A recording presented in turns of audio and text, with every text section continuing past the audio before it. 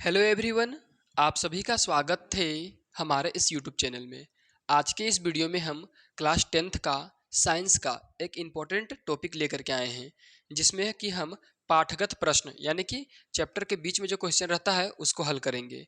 इस वीडियो में हम पुराने किताब एनसीईआरटी किताब 136 पेज नंबर का, या तो फिर आप बोल लीजिए नया जो एनसीईआरटी बुक आया है उसका 121 पेज नंबर के जो दिया हुआ क्वेश्चन है उसको हल करेंगे। तो चलिए वीडियो को शुरू करते हैं।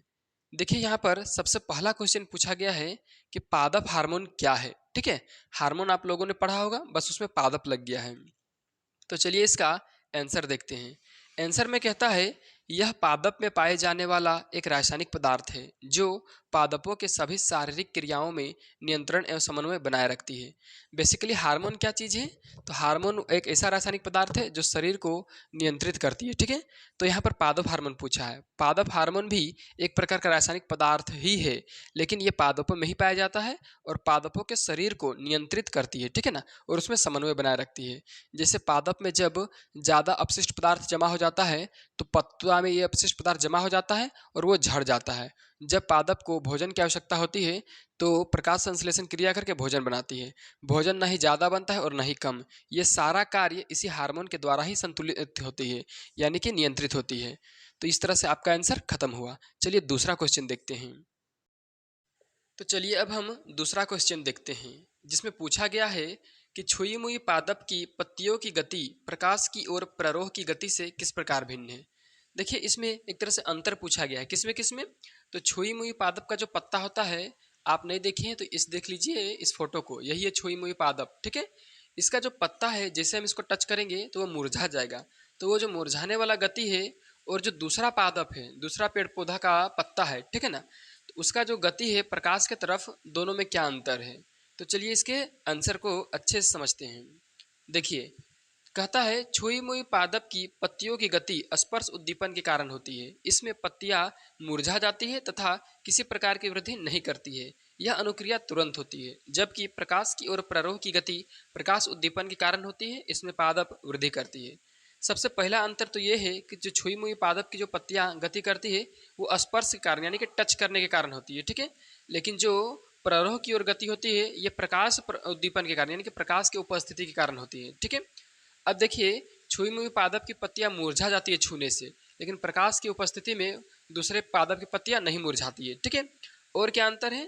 तो ये जो छुई मुई पादप की गति है, पत्तियों की गति है, ये तुरंत होता है। ठीक है, लेकिन प्रकाश की और जो प्ररोह की गति ये तुरंत नहीं होता है।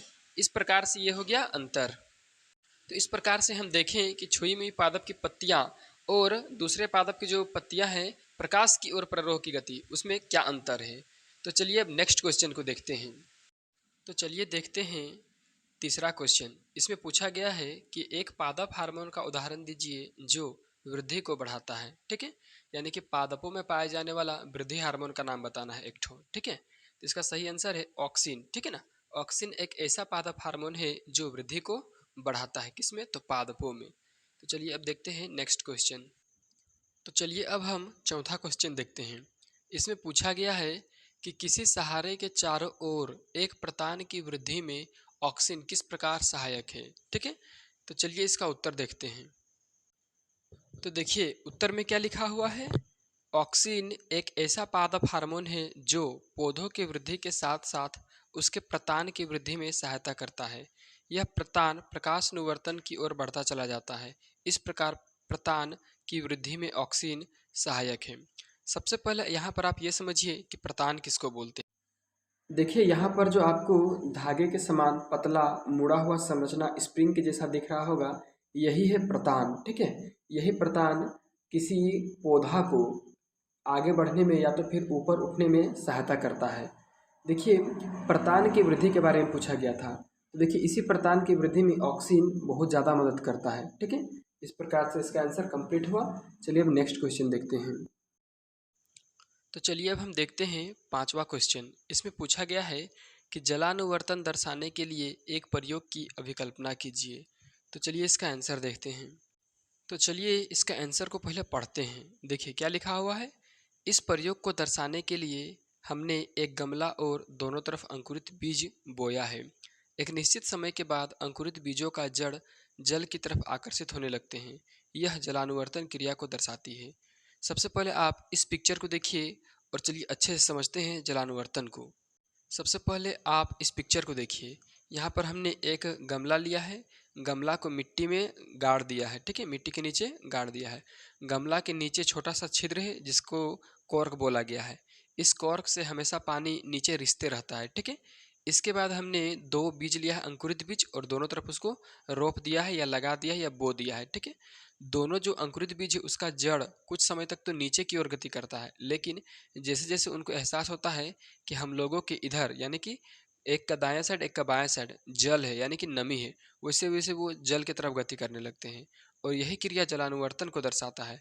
जलानुवर्तन का मतलब होता है जल के कारण गति करना, ठीक है ना, या जल के ओर गति करना, जल के तरफ गति करना। तो ये जो क्रिया है जलानुवर्तन को अच्छे से सिद्ध करता है या दर्शाता है। ऐसा और भी बहुत सारा प्रैक्टिकल आप घर में कर सकते हैं या तो फिर लैब में भी कर सकते हैं। तो चलिए इस वीडियो को यहीं पे ख़त्म करते हैं, क्योंकि इसका जो क्वेश्चन आंसर था 5 ही को था। और इसके बाद अब नेक्स्ट पेज का क्वेश्चन आंसर नेक्स्ट वीडियो में। अगर वीडियो आपको अच्छा लगा है, इम्पोर्टेंट लगा है, तो जल्दी से यूट्यूब चैनल को सब्सक्राइब कीजिए और बेल आइकन दबाइए। उससे पहले वीडियो को आप शेयर कर दीजिए, क्योंकि आप ही की तरह बहुत सारे स्टूडेंट्स ऐसा ऐसा वीडियो को खोजते होंगे लेकिन उनको नहीं मिलता होगा टाइम पर। तो इस वीडियो को अपने क्लासमेट के साथ, सभी के साथ शेयर कर दीजिए वीडियो को, ताकि उन सभी का